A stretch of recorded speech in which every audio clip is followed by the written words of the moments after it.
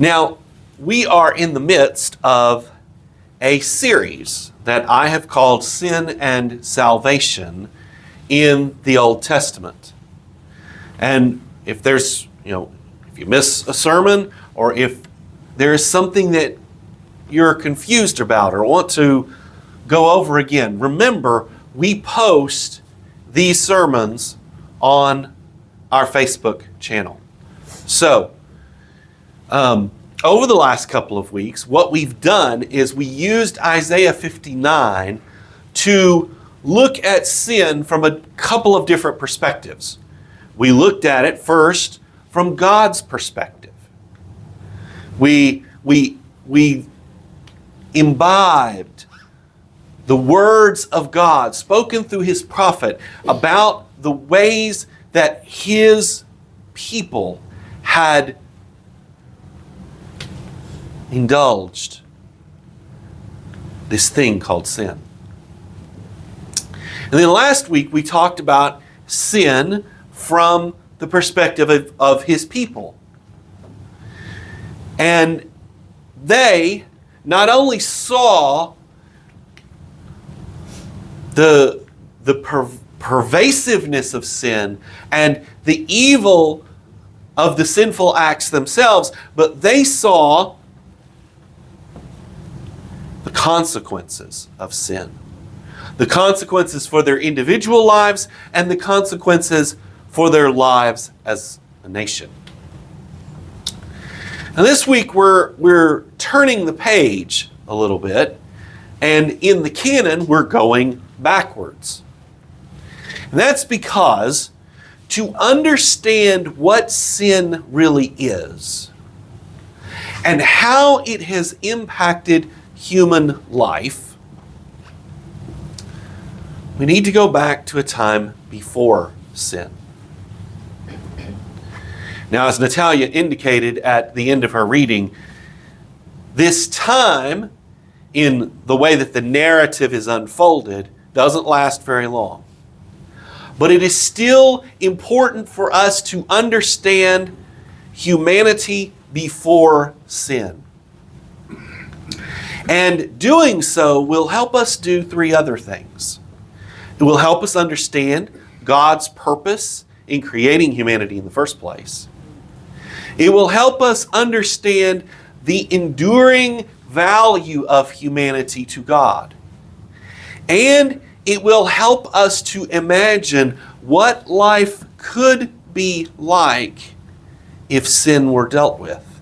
In other words, we're thinking forwards to salvation. Right? Now, Natalia read for us two texts this morning. One out of Genesis chapter 1, one out of Genesis chapter 2. It's two different perspectives on the same event, essentially.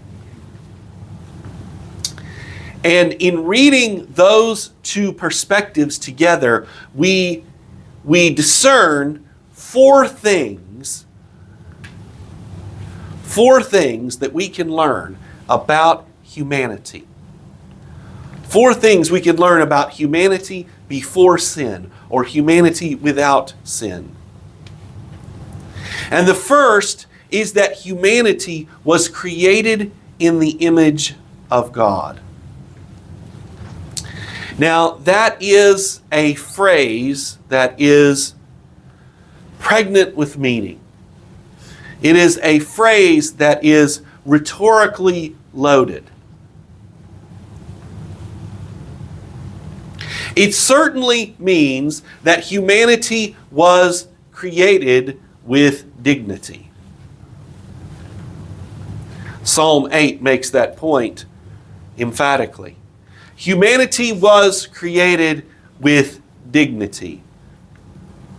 To be, to possess, to manifest a certain dignity. The language, image of God, communicated this idea in the ancient world of a king putting a statue of himself at the border of his territory. That statue says, This is my land. And in a very real sense, humanity says, by its very existence, this is God's world. But notice, right after, in verse 26, God says, let us create humanity in our image and in our likeness. He goes on to describe what that means. By the way, a point we need to make as we're walking along in these verses. Notice that it is humanity together, male and female, that constitute the image of God. And again, like a lot of things in the Bible, what that means is that an individual person is a possessor of the image of God, is a bearer of God's image, but at the same time, we as all of humanity together bear God's image. It works at both levels. Immediately we see that the Bible subverts a lot of the misogynistic tendencies of human cultures around the world. But now, as we carry that little piece of information with us forward into verses 27 and 28, what we see very quickly is that bearing the image of God has to do with stewardship. That's a word that I pull from a translation called The Voice.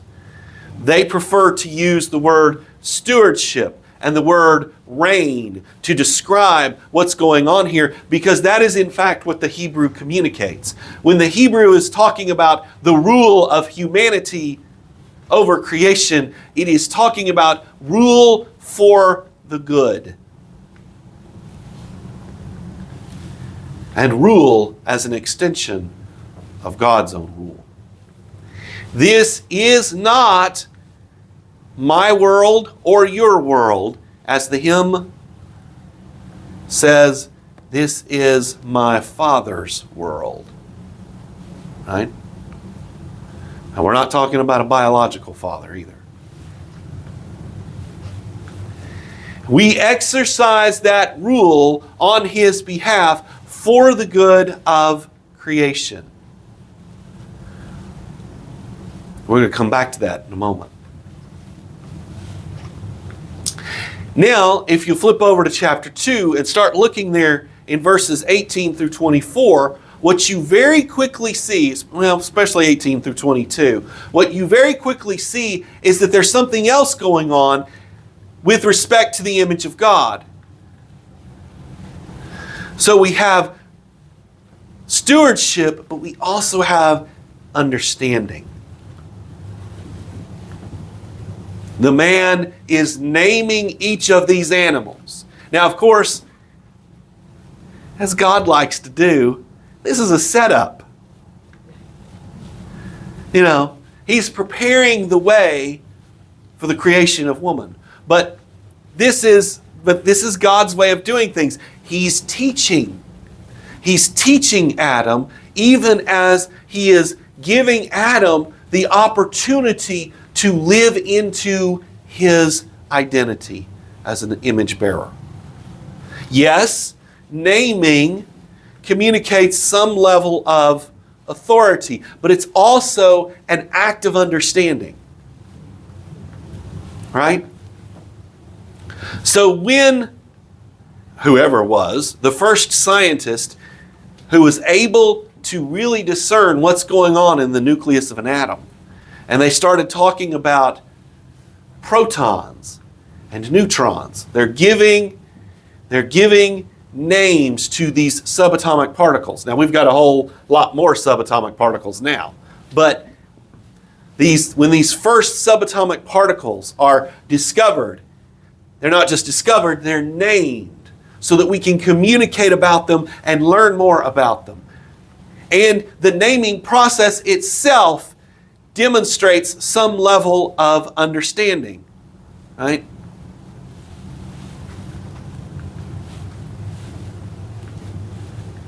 So there is dignity, there is stewardship, there is understanding. Is there more to the image of God? Maybe so. There's a long history of speculation about what the image of God really means for humanity. There is a sense that we are somehow distinct from the rest of creation, even as the biological sciences show us that there's also continuity. But what that looks like, what that image of God means, that's something we're still debating as the Christian church. And it's important for us to continue to debate it as the Christian church. It's important for us to dig into what is this foundational possession of humanity, because it contextualizes everything else in the biblical story. And it has enormous implications for everything from your everyday relationships to the biggest, most complex political, economic, bioethical issues out there. For us as Christians, the starting point is the image of God. And it is the fact that every human being is an image bearer. Now, the second thing that we learn from these two texts in Genesis is that humanity was created to live in community. Did you notice that in our previous two sermons, we talked a whole lot about God's people? Have you ever asked yourself, well, wait a minute, a lot of you don't see this in Roman Catholicism much or in Eastern Orthodoxy much, but a lot of evangelical Protestants talk a whole lot about a personal relationship with Jesus. So what's all this people of God stuff? Well, it begins right here. Humans were designed, we were built, we were created to live in community. Community with superiors. God, the angels. There is something about human life that requires that we have somebody, something over us. But it's also a life of community with inferiors. We live in some kind of community with the animals, plants, the organisms over whom we have been given stewardship. And if you doubt that, go find somebody who has a dog. That dog is as much a part of their life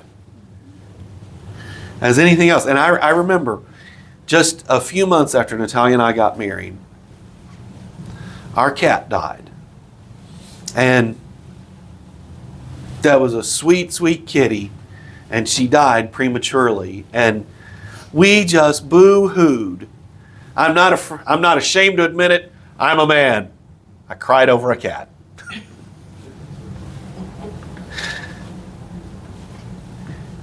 When we suppress that part of who we are suppressing a part of our humanity. It's not an accident that one of the things forensic psychologists look for when they are trying to diagnose whether someone could turn into a serial killer is they look for, do they abuse animals? Doesn't happen every time. But if you abuse animals, you're one step closer to abusing people. But what's really interesting is that we also live in community with peers. From the very beginning, there in 126 through 28, God blesses the human race. Now, some people have described this as a command. It's not a command, it's a blessing. Even though in English we translate it with an imperative mood, it is a blessing. Be fruitful and multiply. There is community here. And even in this community of the same, there are superiors, peers, and inferiors. There are parents, there are people our age, and there are children. Just this week, I was talking to a friend of mine who has lost both his mom and his dad in the last couple of years. And he said, Wade, I feel so weird because here I am, I've been married for 23 years, I've got 2 kids. They're both, nearly grown. And yet, now that my mom has died, I feel like an orphan. And his reaction is deeply emotional. We need that person over us who is responsible for caring for us. Natalia and I both have our parents. In fact, Natalia has a grandparent who's alive. But I can tell you right now, I'm going to feel a whole lot more anxious about life when our parents are gone. Because as long as our parents live, I know that even if the worst happens, they will come yank us out of here and we won't be living on the street. Right? And the same is true for us with children. The research done by attachment therapists has shown that our greatest source of joy, and remember what we've taught at this church before, joy is what the human brain is designed to run on. Our greatest source of joy is the birth of our children, the birth of our grandchildren.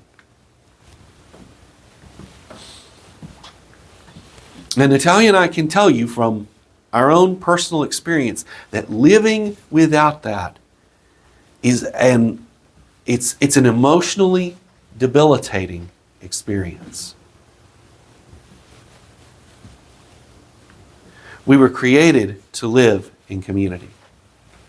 But now I want you to skip down to, and by the way, we could talk about verses 23 and 24 in chapter 2 in light of this living in community bit, okay? The closest community is that bond, that physical, that psychosomatic bond between man and woman. And the very fact that so many of those bonds are so dysfunctional in our world is evidence of sin. It's evidence of how pervasive sin's reach has been in our lives, how much sin has distorted our lives. But now what I want you to do is I want you to progress on to verse 25.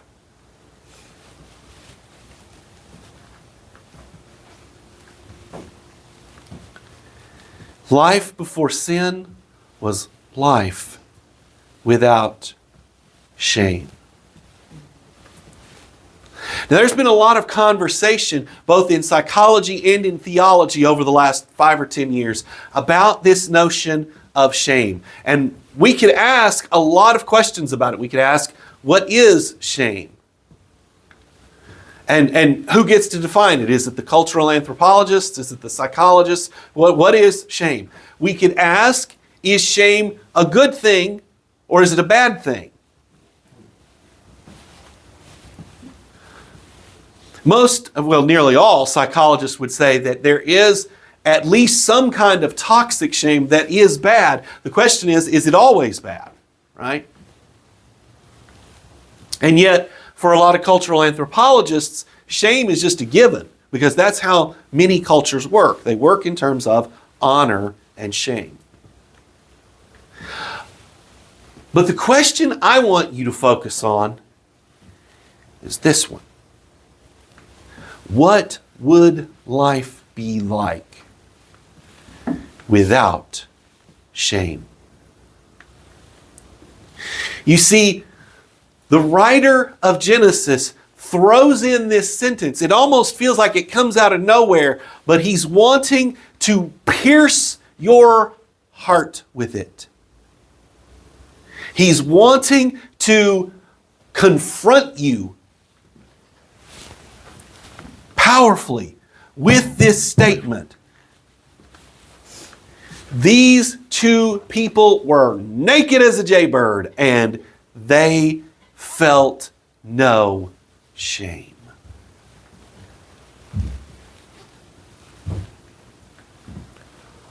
What would that be like? But here's what I want to do this morning. And I'm going to leave you with this bit of homework, besides the homework that I've already given you. I want to leave you with this little bit of homework. There are two questions that break down that bigger question. Two sub-questions, if you will.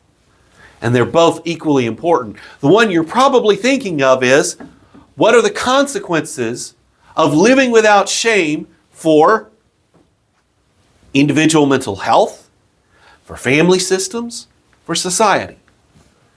And I think it is very, very, very much worth thinking about that question. And if you want to read something about it, read the Christian psychiatrist Kurt Thompson and his book. Well, you could read either one, The Anatomy of the Soul or The Soul of Shame. They're not hard reads and they're not long reads. It'd be worth reading them. But there's another question that you need to think about. What are the spiritual, social, moral, and emotional preconditions for a life without shame? You see, we've got some people in our society who, yes, they live without shame, but it's not a good thing. In fact, I think one of them happens to be president right now, but we'll just not even go there. I probably shouldn't have said that, should I? Sometimes you just got to speak the truth. But here's the deal. It's sort of like, there are certain things that if you do those things without shame, that doesn't make you spiritually or morally healthy or mature. It makes you a sociopath.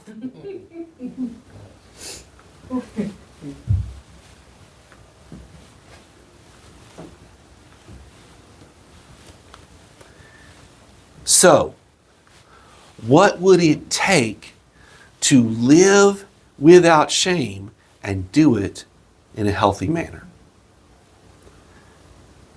That's the question we want to wrestle with.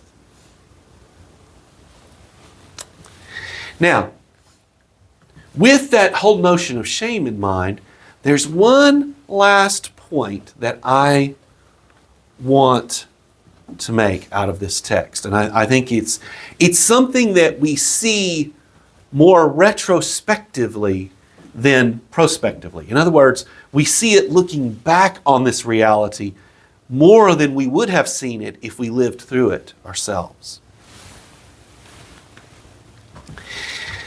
The Western Church, particularly Reformed theology, has argued that the first couple were perfect.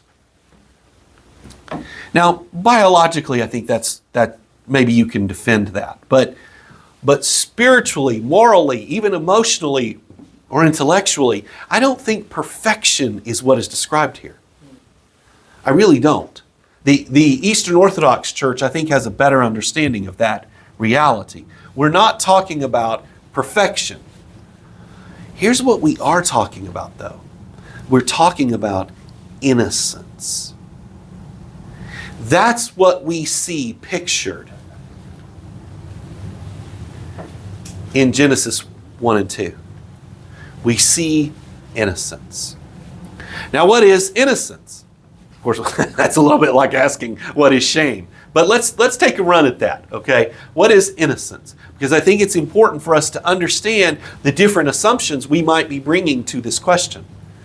Well, some people, when they think of innocence, they're going to think of lacking in guilt or shame or regret.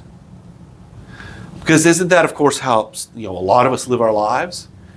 We live our lives burdened with guilt and or shame. And out of that flows regret. In fact, one of the ways you can define shame is socially constructed guilt. If I do something that only I know about, it might cause guilt in me. But if I do something that ends up on the 6 o'clock news, then not only is there my own sense of guilt, but there is the shame that goes along with it. There's the socially constructed guilt. That's one way to think about shame. Okay? It's not the only way, but it's one way. And of course, out of that flows regret. Man, I wish I hadn't done that. And sometimes that regret it's not just, I wish I hadn't done that. It's, I wish I hadn't been that kind of person. Yesterday, Natalia and I were talking about, my life as a junior high kid. And I told her, I said, the only talent that a junior high boy has is sticking his foot squarely in his mouth. And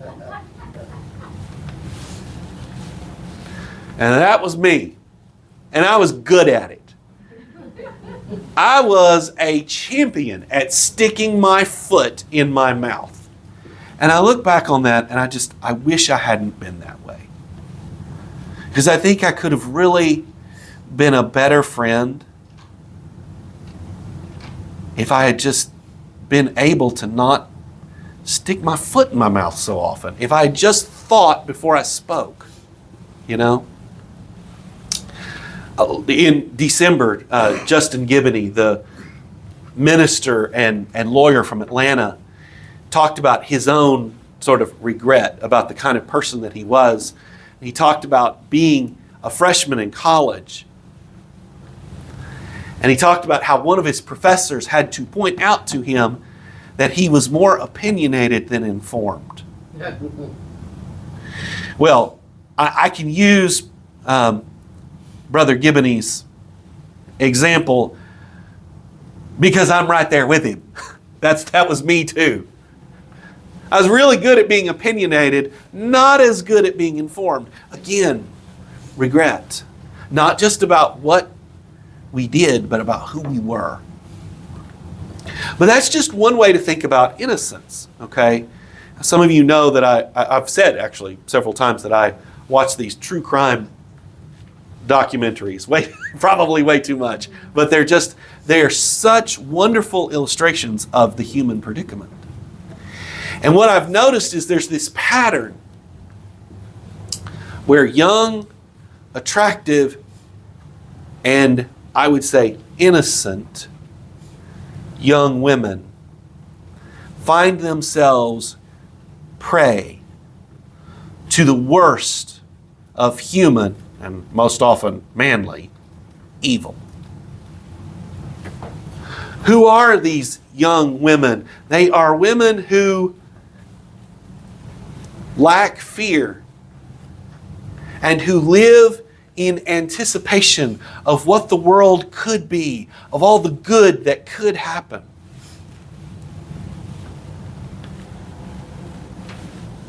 And it's absolutely just disgusting. It makes me so angry that we live in a world that takes that innocence and uses it against them.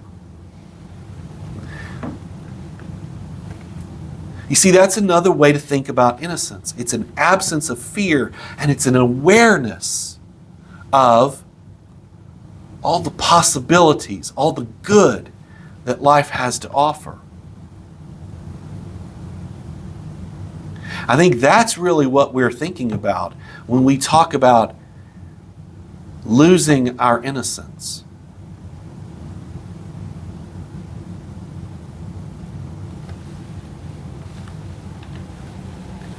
And it's a heartbreaking experience for a lot of people. You live life a little bit, you get knocked around a little bit, and yeah, you gain some wisdom, but at a really high price. You gain some wisdom, but at a really high price. And you see, that's the thing. I think that true innocence, the kind of innocence that we're talking about here, takes all of that and draws it together in a single experience.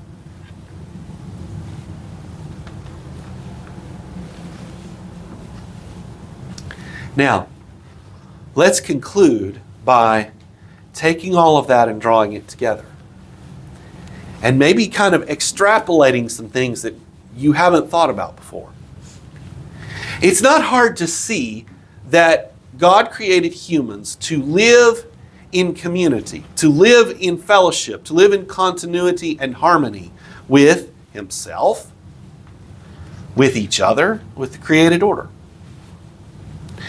It's also pretty clear that God created humanity with a purpose, and that purpose gives us dignity without making us simple tools of the divine will.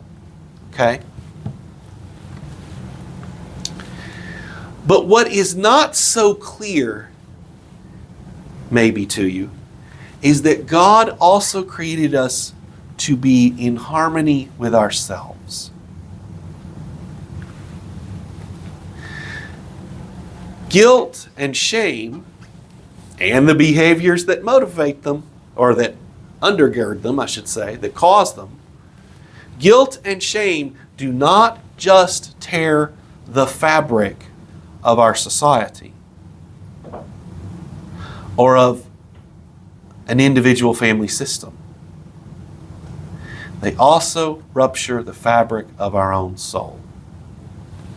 I was just telling someone last night in a conversation we were having, there was an atheistic psychologist in the 1970s who even then lamented the decline of the church, even though he himself was an atheist, because he said, look folks, half the people who are on my couch are there because they haven't figured out how to deal with their guilt.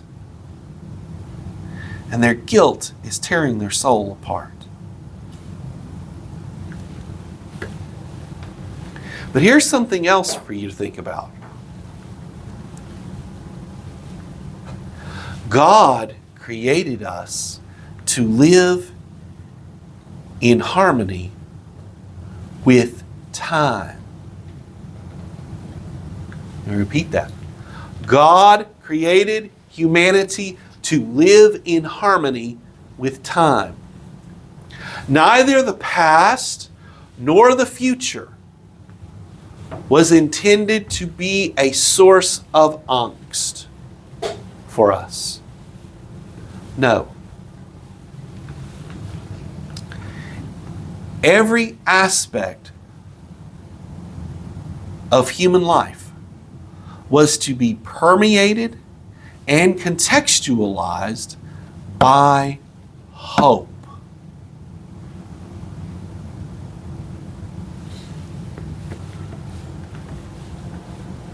There's this interesting text. I'm having you read it this week out of 1 Corinthians 13. People think about that as the love chapter, but there's a really interesting little nugget there in verses 8 through 13. What we find out is it's not just love that endures, and love is the greatest. It's not just love that endures as a human experience. It's also faith and hope.